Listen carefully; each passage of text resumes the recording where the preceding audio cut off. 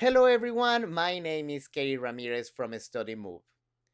As we move forward controlling the health emergency, now institutions are trying to understand what's going to be the impact of the downturn that it has been created by COVID-19. So today we're going to look into some macroeconomic figures that will help us just to see how this economic downturn may affect international education strategies around the world. I understand that sometimes it's very hard just to extrapolate a big macroeconomic variable in actually student numbers. But considering the challenging time that we are facing, it's very important that we're trying to have a better understanding and to look into these figures so institutions can actually tune their strategies that they are putting in place or they are considering to put in place. In order to do this, I'm just going to show you some of the main figures reported by the International Monetary Fund, the IMF. They recently put together a very comprehensive analysis that explains some of the implications and the impact that COVID-19 is going to have in economies around the world. Let's start with the big numbers. The IMF is reporting that in 2020, instead of growing 3.3%, the world actually is going to have a downturn and is going to decrease 3%.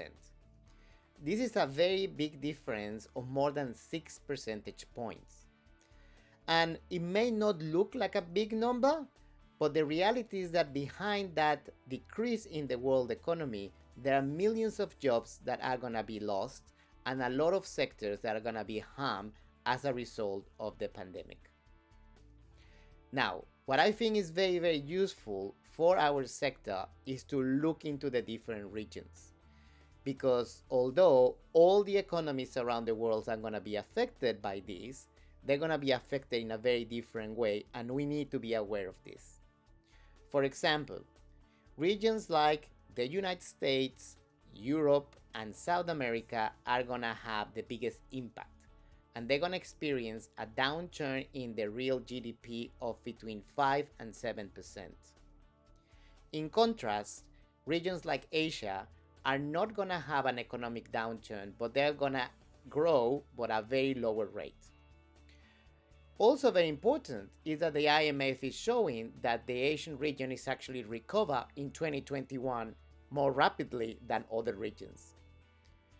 If we look into the numbers, we're going to see that countries like China are going to experience very low growth of close to 2%, but then they're going to rebound very rapidly, having an economic growth in 2021 of nearly 10%. A very similar trend is followed by other countries like India, the Philippines, and Vietnam. This is very important, and by no means I'm saying that things are looking nice and positive, but it's very important so we are aware of how the effects of COVID-19 are actually hitting in a very different way to different economies. Now, the other very important variable that is important to look at is unemployment. We know that COVID-19 is creating unprecedented levels of unemployment around the world. What I think is very important to follow is that there is evidence, and in fact there is actually a very interesting piece of research done by the UK universities that show that unemployment rate during recession may lead to a higher demand for education services. The theory behind this relationship is quite simple. If an individual loses their job, they might consider undertaking an education program to upskill. Institutions, they need to consider how they could provide an attractive option for these individuals and be an alternative that will improve their employability during this period of unemployment. Looking into the IMF data, we see that unemployment rate will be increasing in 2020. In China, it will go from 3.6% to 4.3%. The same like India, Malaysia, the Philippines, Taiwan, and so many other of the main source markets for international education. It's expected also that youth unemployment will be higher because there is a tendency to reduce the number of entry-level jobs in the labor market during an economic downturn. So it's important that institutions understand these trends and offer real programs that will improve the employability of this group. As I explained before, doing this macroeconomic extrapolation is very hard, but I think that this is going to be very useful so institutions can understand what may be the effect of the economic downturn in their strategies. I hope you find this information very useful.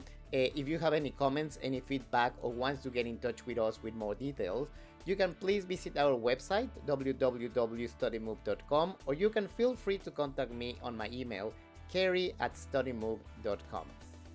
Thank you so much, and we'll be in touch with you soon.